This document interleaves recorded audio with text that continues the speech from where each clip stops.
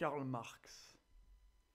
Karl Marx, ça fait partie de ces noms dont l'évocation est déjà tout un programme.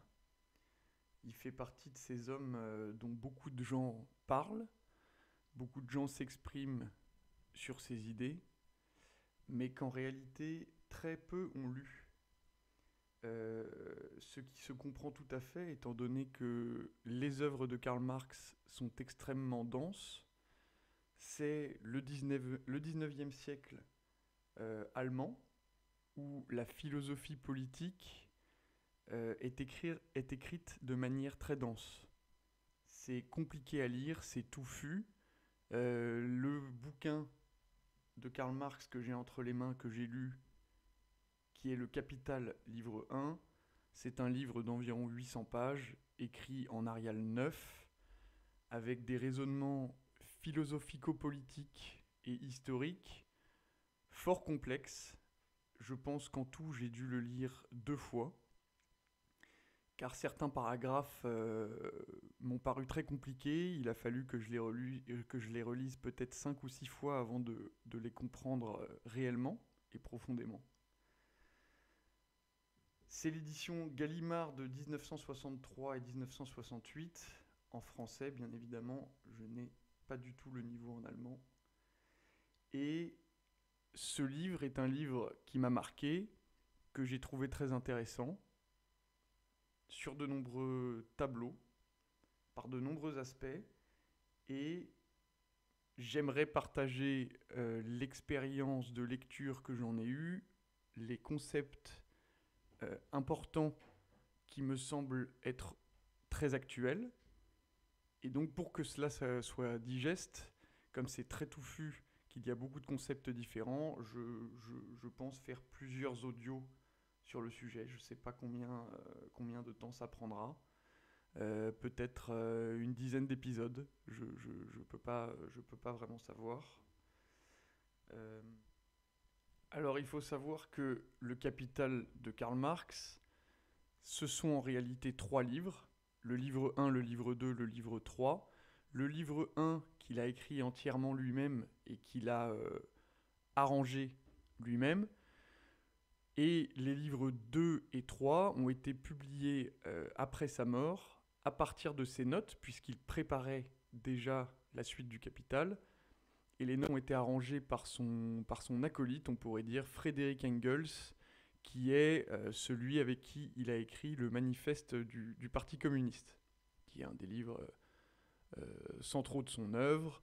C'est un bouquin de 70 pages qui se lit très bien et que je vous conseille tout à fait.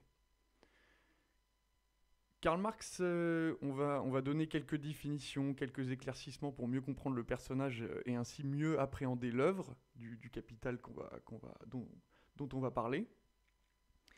Karl Marx, c'est l'inventeur des classes sociales, ou plutôt devrais-je dire le nommeur des classes sociales qui existaient déjà de fait, qui existent toujours aujourd'hui, qui se sont quelque peu transformées, mais dans les grandes lignes sont restées les mêmes. Et c'est un concept fondamental, les classes sociales, puisque c'est quelque chose dont on parle finalement peu aujourd'hui, alors que c'est déterminant pour un certain nombre d'issues, de problèmes politiques, sociologiques. Et Karl Marx, son deuxième concept phare, c'est le matérialisme dialectique, le matérialisme historique, qui sont des notions qui se complètent. Qu'est-ce qu'on entend par le matérialisme historique? En fait, Marx considère que l'histoire n'est pas une succession d'événements comme ça qui ont eu lieu de par des décisions de leaders politiques qui pouvaient être des rois, des empereurs ou autres, mais que l'histoire avance en fonction des phénomènes économiques et matériels qui la composent. C'est-à-dire que les rapports entre les hommes, selon Marx, ont toujours été matériels et que ce sont ces rapports économiques, en fait, on pourrait dire aujourd'hui, qui font l'histoire, qui font que l'homme progresse ou ne progresse pas. Mais les dates marquantes de l'histoire sont en tout cas issues de ce matérialisme. Quand on parle de Marx, on est obligé d'aborder l'aspect politique. Alors Marx, c'est un nom de famille, mais c'est également transformable en doctrine politique de par le marxisme. Alors il y a deux grandes familles dans la politique qui considèrent Marx, on va dire, comme un auteur de génie, ou du moins comme un auteur dont il faut absolument maîtriser les concepts, les comprendre, et surtout voir que d'une certaine manière, il avait raison, il était très en avance, et il avait raison sur un certain nombre de choses. Ces deux familles, je vais utiliser les deux adjectifs qui sont employés pour les définir, c'est le marxisme, et de l'autre côté, d'un aspect plus individuel, on va dire, rien que de par l'adjectif, c'est le fait d'être marxien. Ce que moi, par exemple, je suis. Le marxisme, c'est utiliser l'appareil, on va dire, critique de Marx, bien que souvent les marxistes n'ont absolument pas lu le Capital, mais plutôt uniquement le manifeste du Parti communiste. Le marxisme, c'est donc considérer que Marx a raison et que sa solution politique, qui sont deux choses différentes, Marx fait une analyse du capital et du fonctionnement du capitalisme, mais il propose également une solution politique qui est le communisme théorisé par ses soins. Les gens adeptes de cette solution politique, ce sont les marxistes. Mais il y a aussi les marxiens, qui est une chose un peu moins connue, qui a tendance à tirer Marx plutôt vers la droite, on pourrait dire. Ce qui n'est pas la droite d'aujourd'hui, bien évidemment. Nous aurons l'occasion d'y revenir dans les audios. Les notions de droite et de gauche sont très floues aujourd'hui. Elles sont très fausses, souvent, ou du moins faussées. Et être marxien, c'est différent. C'est considérer que l'évolution du capitalisme et même sa naissance et l'analyse de Marx de ce même capitalisme sont tout à fait justes et que le capitalisme est un sujet, est un problème. Les marxiens pensent que Marx a raison quand il décrit le processus historique que va prendre le capitalisme, puisqu'il parle de la naissance, du développement et de la fin du capitalisme, particulièrement dans les livres 2 et 3 du Capital. Et les marxiens veulent éviter que ce capitalisme termine comme Marx le décrit. C'est pas vraiment ça d'ailleurs, c'est même qu'ils veulent éviter le capitalisme pour que les conclusions de Marx ne deviennent pas la réalité. Puisque à la fin du Capital, dans le livre 3, il me semble, Karl Marx dit que le capitalisme, l'issue définitive du capitalisme, c'est la guerre de tous contre tous. C'est la guerre civile de l'individu contre l'individu. Ce qui est hautement problématique. Et ceux qui se considèrent marxiens voient que Marx a raison dans son analyse historico-politique du capitalisme et donc veulent lutter contre. Mais ils ne sont pas d'accord avec la solution de Marx, qui est le capitalisme. Le communisme. Marx considère que le communisme est l'horizon indépassable qui va permettre de régler les problèmes du capitalisme. Ça s'appelle le marxisme. Être marxien, ce n'est pas ça, c'est considérer que Marx a raison, mais que la solution du communisme n'est pas la bonne. Il y a d'autres solutions bien plus intéressantes, bien plus intelligentes et bien plus historiques. Nous aurons l'occasion d'y revenir, qui ont fait leur preuve dans l'histoire en fait. Également une dernière précision, Karl Marx est un homme qui a écrit à une époque donnée. Il a écrit et surtout publié son ouvrage en 1867.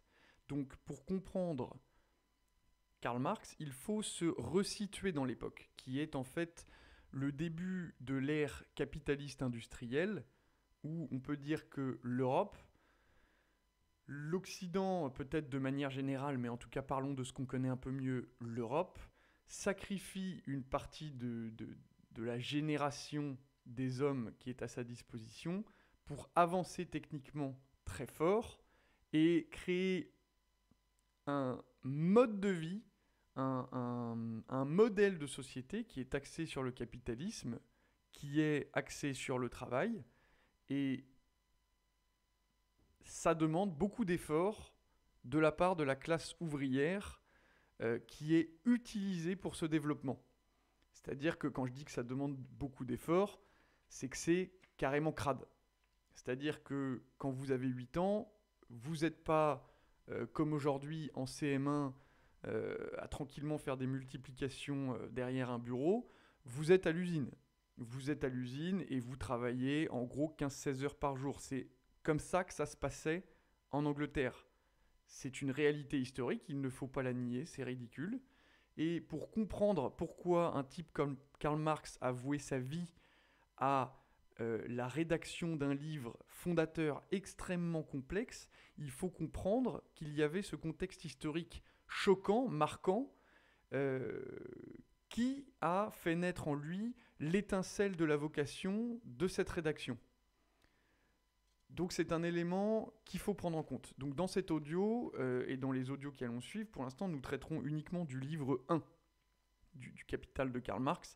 Et en fait je vais essayer de vous retransmettre les aspects qui m'ont paru les plus intéressants, les concepts qui m'ont paru les plus vrais, les plus intelligibles aujourd'hui, puisque finalement il y a beaucoup de parallèles à faire. Alors le premier concept pour comprendre, forcément le début du livre est riche en concepts très, on pourrait dire pratico-pratiques, pas forcément très philosophiques, comme dans tout ouvrage de qualité, puisqu'ils permettent ensuite de comprendre le raisonnement philosophique. Le premier dont il parle, c'est la valeur d'usage et la valeur d'échange. Alors d'ailleurs, pour la petite histoire, il dit que c'est l'inventeur de ce concept. En fait, c'est un plagiat du concept d'Aristote, puisque récemment, il m'est arrivé de lire La politique d'Aristote, et j'ai trouvé exactement la même description de la valeur d'usage et de la valeur d'échange. Donc, chose étrange que Karl Marx le revendique. Voilà. La valeur d'usage, c'est ce qu'on fait de quelque chose. C'est-à-dire qu'un lit, sa valeur d'usage, c'est de vous permettre de dormir. Sa valeur d'échange, en revanche, c'est le prix pour lequel le fabricant, la personne qui l'a en sa possession, est prête à l'échanger. Et déjà, ça nous fait rentrer dans un nouveau monde. Ça nous fait réaliser que, à des époques primitives, la valeur d'usage était sans doute quelque chose de plus important que la valeur d'échange. En rapport avec en fait la valeur d'échange, Karl Marx évoque ensuite le concept fondamental du fétichisme de la marchandise, qui est quelque chose finalement aujourd'hui de difficilement compréhensible, tellement cela est répandu au sein de la population, au moins française et peut-être occidentale. Le fétichisme de la marchandise, ça veut bien dire ce que ça veut dire, c'est-à-dire que la marchandise est quelque chose d'important, de très important, de primordial. On va la fétichiser, on va la diviniser. C'est quelque chose qui est très présent aujourd'hui avec l'argent, avec forcément avec l'évolution des modes de consommation. Aujourd'hui, c'est très très présent par rapport au service, le fétichisme du service, l'expérience. Voilà, aujourd'hui, on parle beaucoup d'expérience. L'expérience de ce voyage, c'est super. Voilà. Donc, le concept de fétichisme de la marchandise est fondamental. C'est finalement une porte d'entrée dans l'univers très matérialiste de Karl Marx vers des choses un peu plus profondes, peut-être un peu plus spirituelles, une certaine distance que l'homme devrait avoir par rapport à la marchandise. L'autre chose très intéressante, dont Karl Marx parle très très bien, puisqu'il ne faut pas oublier que Karl Marx, à l'origine, est plutôt un historien, c'est la monnaie. La monnaie, son origine historique, sa fonction, et puis ensuite son dévoiement usuraire. La monnaie, c'est un sujet très compliqué, mais vital pour quiconque veut comprendre l'époque moderne. La monnaie, sa fonction, c'est de faciliter les échanges. c'est de permettre à quelqu'un qui a une marchandise, en civilisation capitaliste bien évidemment, de l'échanger contre de l'or, de l'argent à l'origine, voilà, dans le but que tout soit facile. Pourquoi est-ce que c'est l'or et l'argent qui ont été choisis? Alors, c'est une question très intéressante puisqu'on me la pose souvent et Karl Marx y répond très très bien. Pourquoi l'or et l'argent? On dit que c'est parce que ce sont des choses précieuses, que quand on les a vues, on s'est tout de suite dit « Oh là là, ça a de la valeur parce que l'or, c'est doré, donc c'est très beau. » Déjà, doré descend du fait que ce soit de l'or, donc ça ne peut pas être l'origine. En fait, l'origine de la monnaie, de l'or et de l'argent, c'est tout simplement le fait que l'or et l'argent étaient des marchandises qui s'échangeaient contre d'autres marchandises, on va dire dans un principe de troc, mais surtout elles avaient une fonction extraordinaire que rien d'autre dans la nature n'avait, c'est que c'était des métaux précieux rares et qui étaient fondables, c'est-à-dire qu'on pouvait les fondre. Je ne sais pas si fondable est correct, mais en tout cas on pouvait les fondre. C'est-à-dire que quand vous en aviez pour, on va dire, équivalent à une certaine époque de 1,50 €, vous pouviez fondre 1,50 €, puis le laisser se réchauffer, et ça faisait je dis n'importe quoi, hein, une once d'or, bon ça vaut beaucoup plus qu'1,50 €, mais voilà, c'est pour illustrer, une once d'or, exactement le prix, représentait exactement le prix que vous deviez payer à une personne pour ces marchandises. Donc, c'est pour ça que l'or et l'argent ont été choisis. Sa fonction, comme je l'ai déjà dit, la fonction de la monnaie, c'est de faciliter les échanges, c'est de permettre l'échange. Alors pour ça, Karl Marx est très schématique. Il utilise l'évolution des rapports monétaires et surtout des rapports d'échange de marchandises à travers trois figures, on pourrait dire figures. La première, c'est la figure M-A-M. Ce qui veut dire marchandise, argent, marchandise. C'est la circulation sociale des matières qui est la circulation classique. C'est quelqu'un produit une marchandise, il l'échange contre de l'argent, il produit une table, il la vend, récolte de l'argent grâce à la production de cette table, puis cet argent récolté va à nouveau la dépenser dans une autre marchandise. Donc si c'est une table, lui était peut-être menuisier, il va faire appel à un électricien et lui acheter ses services et tout le matériel qu'il y a avec pour que sa maison ait de l'électricité. Voilà. C'est plus contemporain. C'est, selon Marx, la première voie originelle pour échanger les marchandises avec l'argent, avec la monnaie. Et selon lui, en fait, c'est la seule qui est réellement et à 100% saine. On pourrait dire éthique aujourd'hui. Ensuite, il y a l'apparition du commerce. Et le schéma se transforme non plus en MAM, mais en AMA. Et même en AMA'. Pour argent, marchandise, argent prime. C'est-à-dire que le capitalisme, le capital, le fait d'avoir du capital, ça permet d'acheter une marchandise qu'on n'a pas produite à quelqu'un qui l'a produite pour ensuite la revendre plus cher, normalement, si on est un bon businessman, plus cher à quelqu'un d'autre qui ne l'a pas produite non plus en conséquence.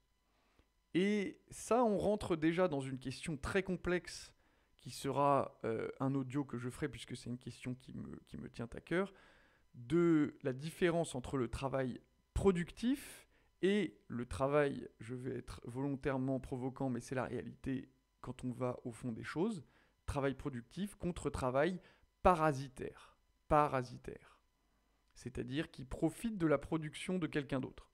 On pourrait un peu faire le parallèle, Jean de La Fontaine en a finalement quelque peu parlé dans La cigale et la fourmi, mais de manière très éducative pour, on pourrait dire, les enfants.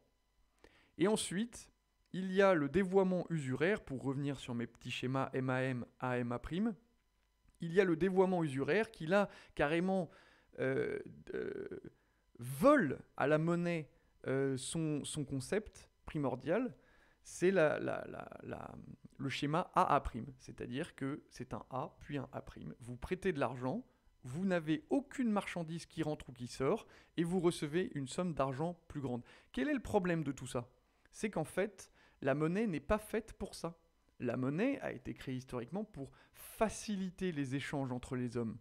Elle n'a pas été créée pour être quelque chose qui, naturellement, de par sa position, enrichit l'homme. Ce n'est pas quelque chose qui est fait pour faire des enfants, des petits, comme dirait Aristote, que d'ailleurs Karl Marx cite dans son œuvre. Et ça, c'est toujours dans la politique d'Aristote. Aristote qualifie l'usure, le fait que la monnaie soit dévoyée comme un instrument qui, une fois qu'il a atteint une certaine grosseur, et devient capital. Aristote décrit ça comme étant quelque chose de profondément contre nature. Profondément contre nature. Et quand on connaît Aristote, on sait qu'il ne disait pas ce genre de choses à la légère. C'était pesé et sous-pesé. Vous en aviez pour 17,50 € et c'était impeccable. Et il n'y avait rien à redire. Conceptuellement, on ne pouvait pas lutter. Donc le problème, c'est l'apparition du capitalisme. Selon Marx, en fait, déjà, ça vient d'un dévoiement. Ça vient du dévoiement de la monnaie, qui passe de facilitateur d'échange à pur instrument économique. Et Karl Marx décrit énormément le capital comme un instrument non pas que économique, mais un instrument d'économie politique. Ce qui est un terme très différent et très intéressant, puisqu'en fait, ça nous amène à réfléchir sur qu'est-ce que l'économie ? Qu'est-ce qu'un monde régi par l'économie ? Qu'est-ce qu'une société qui est régie par l'économie, comme la société contemporaine, on pourrait dire moderne, ou post-moderne encore plus. Mais ça nous amène à réfléchir très profondément, finalement, à cela. Et c'est vraiment une question fondamentale de se demander qu'est-ce que l'économie aujourd'hui ? Est-ce simplement un segment de la société, quelque chose qui nous occupe, un segment à part du reste, voilà, une catégorie pourrait-on dire, ou est-ce que c'est quelque chose de beaucoup plus élevé que ça, qui a une place prépondérante, si ce n'est obsessionnelle aujourd'hui, et de par ce changement de statut, si l'économie passe de simple catégorie à Graal de la société, est-ce que l'économie n'est plus que de l'économie ou est-ce que l'économie devient un instrument au service de la politique ? Ou la politique, un instrument au service de l'économie ? Ça, c'est des questions très profondes et très intéressantes que nous allons tenter de soulever et auxquelles nous allons tenter de répondre sur cette chaîne. En fait, le but de mon travail, finalement, c'est ici d'essayer d'élever le niveau de conscience et de permettre de nous donner des outils qui nous facilitent le travail quant à notre réflexion profonde sur le monde et sur la réalité et sur la vie de manière générale.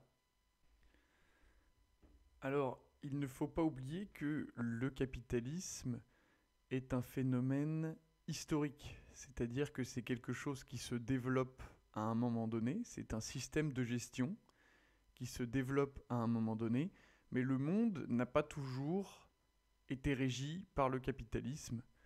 Le monde occidental en particulier, mais les autres nations et continents ne sont pas exempts de cette qualité. Et pour Marx, ce qui fait la condition préalable qui fait que le capitalisme se développe à son plein potentiel, ce n'est pas la circulation des marchandises et de la monnaie. Ça, ce sont des choses qui, d'une certaine manière, ont toujours existé. L'échange entre pays, entre producteurs, entre pays producteurs, puisque les conditions climatiques, géographiques, historiques, sociales étant différentes, les régions du monde où elles s'appliquent peuvent avoir des productions différentes. Le riz est fabriqué en Asie. Jusqu'à preuve du contraire, on ne fait pas de riz dans le Nord-Pas-de-Calais. Donc les échanges, c'est toujours quelque chose qui a existé. Et ce n'est pas ça, le capitalisme. Les échanges, euh, ça fait partie à part entière de la vie naturelle, on pourrait dire, de l'homme. Ce qui fait que le capitalisme se développe selon Marx, c'est le fait que nous ayons des gens, des travailleurs, qui se mettent à offrir leur force de travail sur le marché. C'est-à-dire des ouvriers, des gens comme vous et moi, qui, au lieu de dédier leur vie à autre chose, à une activité non économique, à une activité potentiellement intellectuelle, à une activité, je ne sais pas, de famille, bon, il peut y avoir plein de choses. Nous avons des gens qui offrent leur force de travail, et c'est ça qui fait que le capitalisme, par les intermédiaires très importants des détenteurs du capital, peut se développer, puisque ces détenteurs de capital ont la possibilité de rétribuer, de payer les personnes qui offrent leur force de travail. Il y a ici une opposition énorme avec le monde grec de la raison, dont la France, d'une certaine manière, se veut l'une des héritières. Et nous pouvons d'ailleurs dire quelques mots concernant le fonctionnement social de la République grecque, enfin des républiques grecques. Le modèle grec, c'est d'avoir des gens qui s'accomplissent, qui sont autonomes financièrement, mais également autonomes d'un point de vue intellectuel, et qui ne doivent rien à un patron, à quelqu'un qui est au-dessus d'eux. En revanche, c'était une société profondément inégalitaire, puisque seuls les citoyens grecs avaient le droit de vote, avaient le droit de pratiquer et d'étudier la philosophie, avaient le droit de s'impliquer dans la politique, et c'était des guerriers, c'était des hoplites, des gens qui maîtrisaient parfaitement l'art du combat, qui avaient des corps très sculptés et qui régnaient sur peut-être 6 ou 7 fois leur nombre, ils régnaient sur des esclaves. C'est-à-dire qu'on considère que la République de Platon, dans l'idée, il me semble que c'est 40 000 hoplites indépendants, que ça soit dans leur tête ou de par leur activité, dans leur tête, 40 000 hoplites indépendants qui règnent sur des propriétés et sur un monde rempli, sur une ville remplie d'esclaves, avec à peu près 300 000 esclaves pour 40 000 hommes. Voilà, ils appellent ça Donc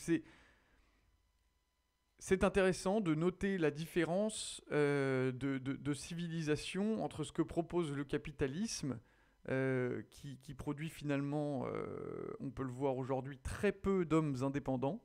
C'est très rare, c'est vraiment l'exception.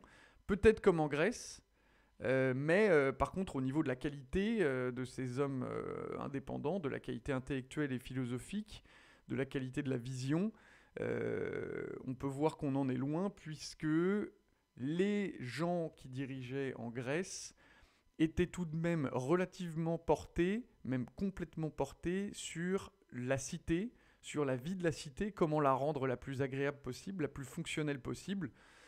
Aujourd'hui, il est permis d'avoir des doutes, puisqu'on voit que nos dirigeants ne sont pas forcément des gens qui ont une vision, qui n'ont pas forcément une vision de l'intérêt général qui est la même que celle que la grecque pouvait avoir. Ce sont des visions, je pense, très différentes. De par cette évolution et le fait que des hommes proposent leur force de travail, en fait, une marchandise nouvelle arrive sur le marché. Au lieu d'avoir des tables, des chaises, des toits, des maisons, voilà, de la nourriture, nous avons une nouvelle marchandise qui est l'homme, l'ouvrier. Et ça crée en fait une sorte de dépossession de l'homme de lui-même. D'un point de vue philosophique, on peut donc déjà dire que le capitalisme n'accomplit pas l'homme. L'homme de base, on peut dire l'homme de la classe moyenne, puisqu'on est dans Marx, ne s'accomplit pas autrement qu'économiquement dans un monde régi par le capitalisme et de l'autre côté, une fois que le travail est terminé, régi par la société du spectacle. Voilà, c'est un livre de Guy Debord qui décrit très très bien ça, la société du spectacle. C'est très difficile de s'épanouir et surtout de s'accomplir dans une société régie par le capitalisme, puisque non seulement le travail est régi par ce système, mais également tout ce qui est en dehors du travail est régi par ce système. Les loisirs, la manière dont les gens vont voir et faire des choses différentes, les voyages, même les voyages. Voilà, on est loin des voyages de Marco Polo aujourd'hui, hein. Sur Instagram, moi j'ai vu à peu près 40 fois la même photo de Nusa Penida à Bali, venant de 40 profils différents, venant de 40 profils différents. Ça nous dit quelque chose. Donc cette nouvelle marchandise qu'est l'homme sur le marché, il faut arriver à en déterminer le prix, fatalement. Et selon Marx, le prix d'un travailleur, c'est l'accumulation de ses besoins en tant qu'homme, en tant que chef de famille, puisque à l'époque c'était comme ça que ça se passait. Et donc ça va être les besoins de nourriture, les besoins de logement, les besoins pour les enfants, les besoins pour le foyer. Et c'est toutes ces choses-là qui permettaient à l'homme de survivre, voire de vivre. Mais bon, à l'époque, c'est sûr qu'au niveau du prolétariat, on était beaucoup plus sur de la survie que de la vie. Ce sont tous ces besoins qui finissent par nous donner un prix. Et ce prix, c'est le prix du travailleur. L'homme se marchandise d'une certaine manière. On peut le déplorer, mais c'est ainsi. D'ailleurs, c'est intéressant puisque Marx note dans son livre que, en fonction des lieux géographiques, des processus historiques et culturels des régions, ces besoins et donc ce prix du travailleur n'est pas le même, bien évidemment. Là, on peut clairement faire un parallèle avec tous les imbéciles qui nous disent, par exemple, quand on est en voyage, que les gens en Inde vivent avec $1 par jour. Il y a 240 millions de personnes qui vivent avec $1 par jour. Oui, alors certes, c'est une extrême pauvreté, ça c'est clair. En revanche, il faut bien noter qu'un Indien qui vit avec $1 par jour, ça n'a rien à voir avec un Français qui vit avec €1 par jour.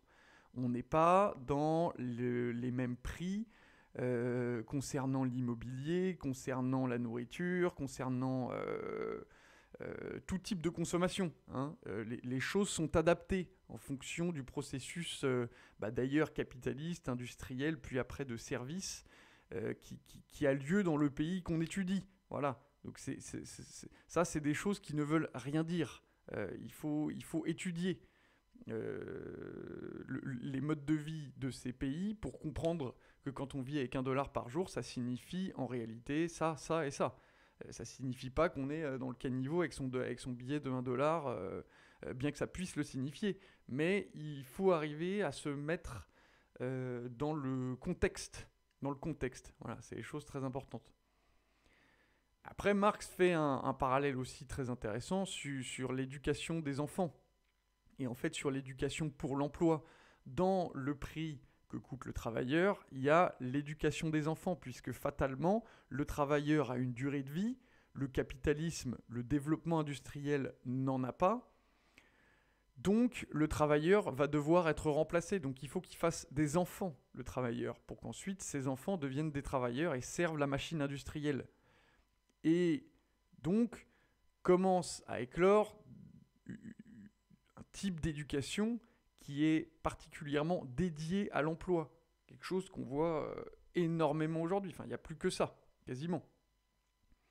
Les écoles, en fait, ne sont que des fabriques à adapter l'homme au capitalisme pour lui inculquer que sa vie n'a de sens qu'en travaillant, et qu'en travaillant dans la sphère très particulière qu'il aura choisie, qui est finalement purement une émanation du capitalisme. Alors évidemment, on a des catégories sociales qui sont différentes. Je pense principalement à la médecine, qui n'est pas une catégorie de travail purement liée au capitalisme. En revanche, ce qu'on peut voir récemment avec l'évolution des réformes par rapport à l'hôpital, c'est que le capitalisme est un ogre qui n'est jamais rassasié et qui finit par inculquer aux politiques de faire des réformes dans son sens. C'est-à-dire qu'on arrive à des aberrations hallucinantes où finalement un médecin, à la fin, va devoir être un gestionnaire d'entreprise, puisqu'un hôpital ne peut plus être déficitaire. Bon, là, on est dans le capitalisme qui s'empare de tous les secteurs de la société, et c'est hallucinant de bêtises. Hallucinant de bêtises. Et c'est d'ailleurs un filtre dont je pense que nous devons nous séparer. Nous devons comprendre que tout n'est pas fait pour être rentable. Historiquement, ça n'a jamais été comme ça.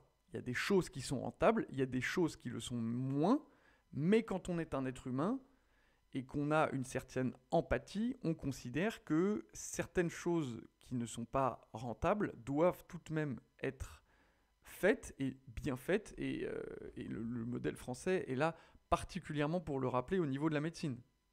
Ce qui est intéressant avec tout ça, quand je vous disais par exemple que on inculque à l'homme que sa vie n'a de sens qu'en travaillant, on peut très bien se dire bah oui, c'est évident, il faut travailler, il n'y a que comme ça que la vie a un sens. C'est vrai dans une certaine mesure, d'un point de vue matérialiste et fatalement politique, mais il y a aussi la métaphysique. Pour les anciens, dans le monde traditionnel, le monde était divisé en deux mondes. Il y avait le monde d'ici-bas et il y avait le monde de là-haut.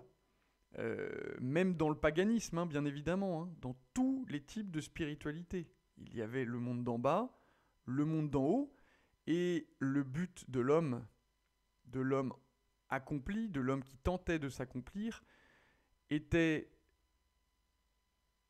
bien évidemment de tenter de se rapprocher de la compréhension de ce monde de l'au-delà, de ce monde d'au-dessus, par-delà le physique. Mais pour ce qui est de la politique, nous sommes contraints bien évidemment de rester dans le monde d'ici-bas, sur la Terre.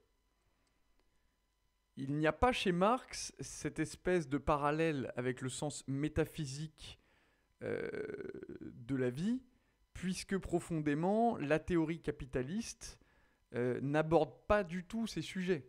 Hein, le capitalisme est un système de gestion qui ne produit pas de morale, qui ne produit pas de transcendance. On est purement et simplement dans le matérialisme et dans la vie quotidienne. C'est un système qui n'a pas de valeur. Valeur dans le sens réflexion, hein, bien évidemment.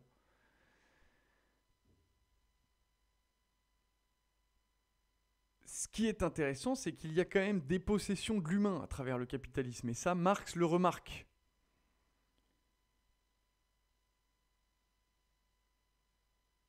Ce qui est un problème, c'est que la dépossession de l'humain n'est pas dans sa perpétuation à travers le communisme, parce que finalement, avec le communisme et la dictature du prolétariat que Marx propose, c'est le serpent qui se mord la queue. C'est-à-dire que il voit bien, nous voyons bien en analysant son œuvre, que l'homme est dépossédé de certaines de ses facultés de par le développement historique du capitalisme. Or, la solution de Marx, c'est de renverser la table, mais qu'à moitié. C'est de continuer dans le capitalisme, mais que ça soit le prolétariat qui dirige. C'est une solution qui me semble complètement loufoque, puisque selon moi, la solution à la sortie du capitalisme, ce serait beaucoup plus la renaissance d'une société traditionnelle perpétuatrice de la civilisation, de la tradition et de son histoire, qui, traditionnellement, n'ont jamais été capitalistes. Voilà, les civilisations traditionnelles n'ont jamais été capitalistes. Donc ce n'est pas... Et alors après, il y a le mythe, évidemment, de Karl Marx on va dire, de l'extrême gauche de manière générale, qui est le sens de l'histoire. C'est-à-dire qu'on ne peut pas revenir en arrière. Une fois qu'on a fait un pas en avant, on ne peut pas se dire ce pas en avant n'était pas bon, n'était pas le bon. On va revenir en arrière pour faire un pas en avant, oui, mais sur le côté, ou dans un angle légèrement différent. Puisque le capitalisme n'est pas la solution. C'est un système de gestion qui, on le voit, est un système de gestion de crise. C'est un créateur de crise. C'est le gros problème. Concernant tout cet aspect métaphysique, tout cet aspect spirituel de la vie qui amène à prendre de grandes distances avec le matérialisme, on voit que Marx ne la possède pas et a finalement une vision, de par son analyse du Capital, hein, ça ne veut pas dire qu'il l'a fondamentalement, mais c'est du moins dans le livre Le Capital, puisque c'est un sujet purement matérialiste, c'est un sujet unidimensionnel, c'est une critique qu'il ne fait pas, mais c'est le cas. On n'a pas de bidimensionnalité dans le capitalisme, et encore moins de tridimensionnalité, comme peut le revendiquer un homme comme Julius Evola, comme des René Guénon, qui sont des hommes qui ont une vision très transcendante de la vie, qui veulent se dépasser, au moins, et qui ont sans doute peut-être atteint la transcendance, je ne sais pas. Cela dit, c'est une vision qui est importante, je pense. Tout n'est pas matériel, hein. Il y a des choses différentes, il y a des choses spirituelles, il y a des choses qui nous parlent, il y a la beauté, qui sont des concepts très importants qu'on a tendance à marginaliser, voire à oublier aujourd'hui, comme si c'était quelque chose d'acquis. Il y a des catégories de la beauté, et il y a des réflexions qu'on peut avoir. C'est d'ailleurs des réflexions qui en fait complètent la critique du capital, puisque le capital empêche généralement d'avoir ces réflexions métaphysiques sur la vie, d'avoir ces réflexions spirituelles, et je vous l'annonce d'ores et déjà, je ferai un audio sur un ouvrage exceptionnel qui m'a profondément changé, qui a en tout cas profondément changé ma vision des choses, ma vision de la vie, qui est Révolte contre le monde moderne de Julius Evola, qui fait une espèce d'analyse historique des sociétés traditionnelles, de leurs points communs et de leurs différences fondamentales, quel que soit le lieu géographique, de leurs différences fondamentales avec le monde moderne. Et notamment, l'aspect principal, c'est l'aspect métaphysique, c'est l'aspect spirituel, dont nous avons beaucoup de choses à tirer. Il y a des enseignements très, très, très intéressants. Voilà, en tout cas, moi, ça m'intéresse.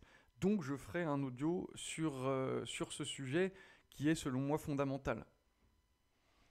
Voilà, bon. J'ai commencé à résumer quelques concepts importants de Karl Marx, on va s'arrêter là. Je ferai un audio, une deuxième partie sur ce livre, bien évidemment, et il y aura sans doute beaucoup plus que 2 parties. Je vous remercie pour votre écoute, j'espère que ça n'a pas été trop lourd. Je pense que c'est mieux de faire des audios pas trop longs, des choses qui durent pas 1 heure et demie, puisque moi fréquemment j'ai pas le temps d'entendre, d'écouter des audios de 1 heure et demie, donc je préfère les choses entre 30 et 45 minutes, moins d'1 heure en tout cas. Voilà, j'espère que ça vous a plu. Si je veux dire 2 mots sur cette chaîne, le but de cette chaîne, en fait, est de m'aider à mieux maîtriser les concepts des livres que je lis, à mieux maîtriser mes réflexions philosophiques, sociologiques et politiques. Et je pense que c'est des réflexions, parfois j'arrive à me faire des réflexions intéressantes de par mes lectures. Donc si ça peut intéresser certains d'entre vous, bah c'est super. Voilà, je rends ces audios disponibles. En fait, c'est une méthode de travail de faire un audio qui me permet de maîtriser les concepts que je veux évoquer, ce qui est important pour moi, et je les rends disponibles sur YouTube parce que sans cette méthode de travail, je ne le ferai pas. Donc c'est une discipline que je souhaite m'imposer. C'est une chaîne qui, par conséquent, n'a aucune vocation à me faire gagner de l'argent. C'est pas, j'ai pas envie de percer ou quoi que ce soit. Ça, j'en ai strictement rien à faire. Le but, c'est d'essayer de produire de l'intelligence, d'élever le niveau de conscience de moi-même. Et s'il y a d'autres personnes que ça peut aider à élever leur niveau de conscience, j'en serais tout à fait ravi. De partager mes lectures et mes réflexions, parce que j'ai bien conscience qu'un livre comme Le Capital de Karl Marx, il n'y a pas tout le monde qui a le temps de le lire. C'est du travail, c'est surtout beaucoup de volonté, et que ce serait assez égoïste finalement de le lire, d'en faire des réflexions et de ne pas les partager. Voilà, je me sens plus en accord avec moi-même en partageant mes réflexions aux quelques rares personnes que ça intéresse. Donc voilà, bah écoutez, j'ai pas envie de faire la traditionnelle abonnez-vous machin, parce que honnêtement, je m'en tape l'oreille avec une babouche. Donc vous faites absolument ce que vous voulez. Si les audios vous intéressent, vous vous abonnez. Et puis autrement, vous regardez la chaîne si jamais vous avez envie. Si vous avez trouvé ça bien, un petit commentaire pour, euh, pour me motiver, ce sera avec grand plaisir. Je vous avoue que c'est la première fois que je m'enregistrais comme ça avec un micro. J'étais moyennement à l'aise dans l'exercice, mais ça va venir tranquillement. Donc voilà, je sais pas quelle va être la qualité de cet audio. Je sais pas si ça va être intéressant, si ça va rendre bien, si je suis parti dans de trop grandes élucubrations. On verra bien le résultat. Je balance ça parce que j'ai fait le travail. Voilà. Bah écoutez, à plus.